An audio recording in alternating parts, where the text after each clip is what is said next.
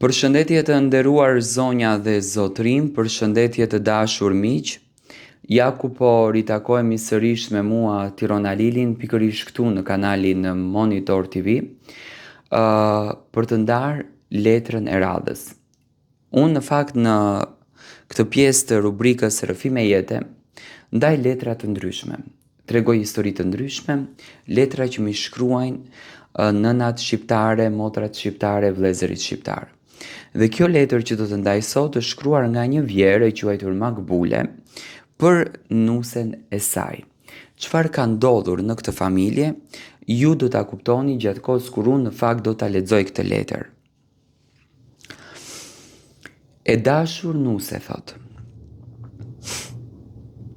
Po ta shkruaj këtë letër me emër dhe me zemër të hapur, jo për të gjykuar, por për të treguar atë që ndjen një nën në moshën time. Jeta në thelb më ka mësuar shumë gjëra. Kam kaluar ditë të bukura, por edhe ditë të vështira. Kam rritur fëmijët me mund, i kam rritur me sakrifica, por edhe me shumë dashuri. Nuk kam kërkuar kur pasuri apo luks. Kam ndruar vetëm një gjë, që pleqërin ta kaloj pranë familjes sime, mes zërave të fëmijëve, nipërve, aty ku zemra në të vërtet ndjehet e qetë. Ndoshta, ndonjëherë nuk jam perfekte. Edhe unë gaboj, edhe unë lodhem, edhe unë kam nevojë për mirë kuptim. Por të lutem, mos më shih si barë mua. Shihe tek unë nënën e burrit tënd. Gruan që i akushtoj jetën atij që sot, në të vërtet, është krahu yt. Mos e turpëro veten tënde, duke më lënë mua në azil. Kur ende mund të kem një vend në shtëpinë tonë. Nuk kërkoj dhomën më të madhe, nuk kërkoj shërbime të veçanta, më mjafton një cep i vogël, një fjalë e mirë, një mëngjes dhe ndjenja se jam ende pjesë e asaj familje të madhe. Një ditë edhe ne do të plakemi. Atëherë do ta kuptojmë sa shumë vlen një dorë që të përqafon dhe një familje që në të vërtet nuk të haron. Fëmijët tanë mësojnë nga shembulli ynë. Nëse sot të respektojmë prindërit, nesër edhe ata do të dinë të na respektojnë ne. Unë nuk dua të jem shkak për grindje mes jush. Dua vetëm që shtëpia jonë të mbushet me respekt, me mirësi dhe me dashuri. Besoj se një familje bëhet e fortë kur askush nuk ndjehet i braktisur. Nëse ndonjëherë të kam lënduar pa dashje, më fal. Edhe unë të fal për çdo fjalë apo veprim që më ka dhëmbur. Le ta nisim çdo ditë me zemër të pastër.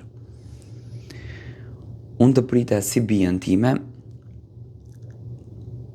nuk e prisja që nuk do të më respektoje, nuk e prisja që unë do të isha pengesë në familjen tënde. Ditën kur vendosët që me timbirin të më sillnit në azil, për mua ishte shumë e rëndë. E rëndë sepse pas meje lash atë shtëpi të cilën unë e ndërtova me duar, Lasha të lagje ku unë kalova një jetë të tërë dhe hyra në gojë të gjithë qytetit. Unë nuk të bëra gjë. Që në ditën e parë që i mbirë më tregoi që ti do t'jesh nusja e familjes tonë, unë kam patur mendim të mirë për ty. U mundova të të ndihmoj. U mundova të të falë momente të bukura, por ty të pengonte marrëdhënia në familjen tonë. Më ofendoje nuk të flisja. Bërtisje arsyetosha me faktin që është e re dhe do ta kupton. Më godite një herë nuk fola gjë, sepse mundohesha që të keqen tonë të mos ta nxjerr jashtë, nga që bota kënaqet. Dhe sot unë jam në azil dhe përsëri nuk të ofendoj dhe as nuk të shaj. Edhe kur më pyesin pse je këtu, them që fëmijët i kam jashtë dhe nuk ka kush të kujdeset për mua. Por mund të ndodhë që edhe unë mund të kem lënduar ty dhe prandaj të them, nëse ndonjëherë të kam lënduar pa dashje, më fal.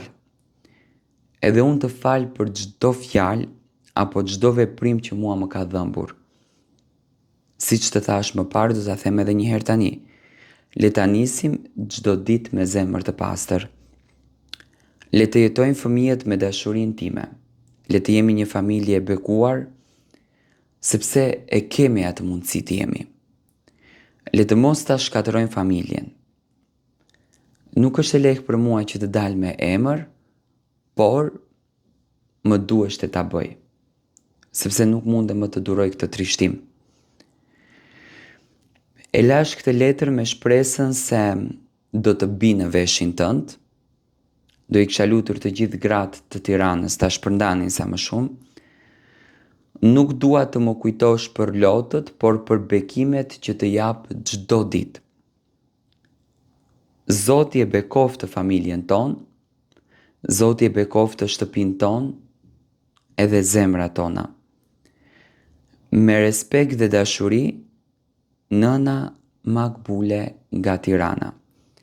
Ku ti nuse e dashur më njeh shumë mirë dhe uroj me zemër që kjo letër të bi në vesh ty apo familjes tënde, që ta kuptojnë hallin e madh që në fakt e kam unë. Kjo është një letër e cila është shkruar nga kjo nën, ajo ka nevojë tashmë për komentet e juaja. Ju lutem shkruani poshtë në komente se si duhet në fakt të vepron tash kjo nën.